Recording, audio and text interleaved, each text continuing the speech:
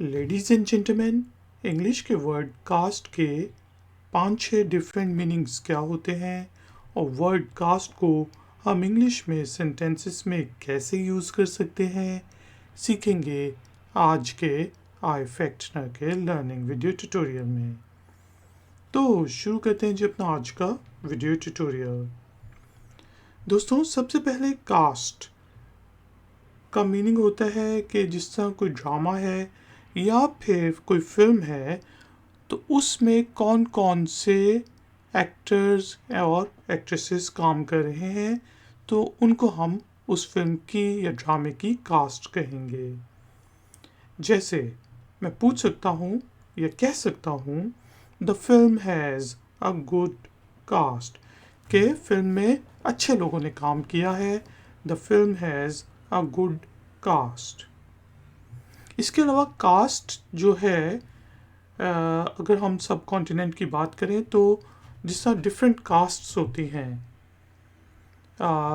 जिस तरह आपकी कास्ट क्या है, अगर आपसे कोई पूछे तो आपने उसको बताना होता है कि यार मेरी कास्ट ये है।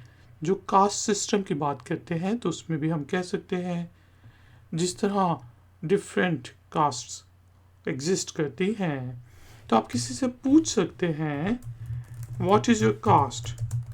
और इसी तरह जो है लोग फिर अपनी कास्ट के मुताबिक अपने नाम के साथ उसको ऐड करते हैं, जिस तरह चौधरी हो गए, जिस तरह मलिक हो गए और वगैरह वगैरह।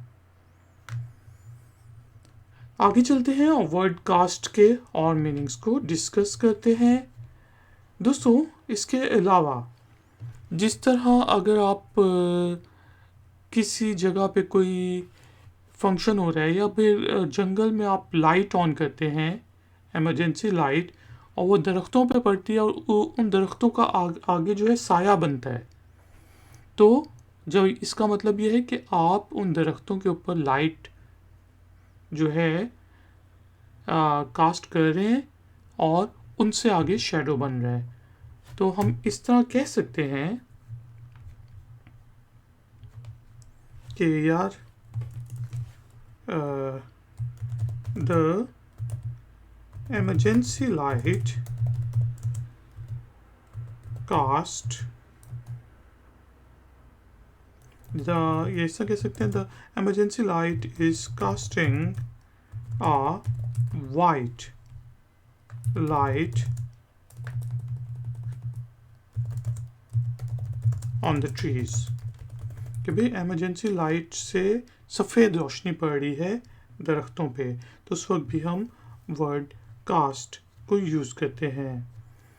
इसके अलावा जिस तरह इलेक्शंस होते हैं तो उसमें भी आप अपने वोट्स डालते हैं, तो इंग्लिश में हम उसको वोट्स को कास्ट करना कहते हैं। जिससे हम कह सकते हैं कि I will cast my vote in the upcoming elections, कि आने वाले इलेक्शंस में मैं अपना वोट डालूंगा। I will cast my vote in the upcoming elections। दोस्तों, इसके अलावा जो वर्ड कास्ट है उसके और भी मीनिंग होते हैं, जिस तरह सांचा, जिस तरह हमने कोई सांचा बनाया तो उसको कास्ट बनाना कहेंगे, और सांचे से फिर हम उसी से रिलेटेड, जिस तरह कोई मिट्टी के बर्तन है या चीनी के बर्तन है तो उसकी हम पहले कास्ट बनाएंगे और फिर उससे जो है हम बड़ी क्वांटिटी में जो है वो प्रोडक्शन कर सकेंगे।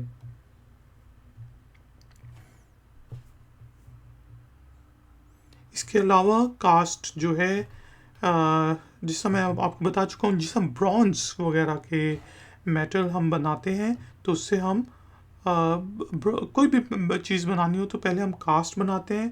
पुराने ज़माने में ब्रॉन्ज के कास्ट यूज़ होती थी स्कल्पचर्स वगैरह बनाने के लिए वगैरह वगैरह, और अब जो है वो इलेक्ट्रोमैकेनिकल कास्ट यूज़ होती हैं।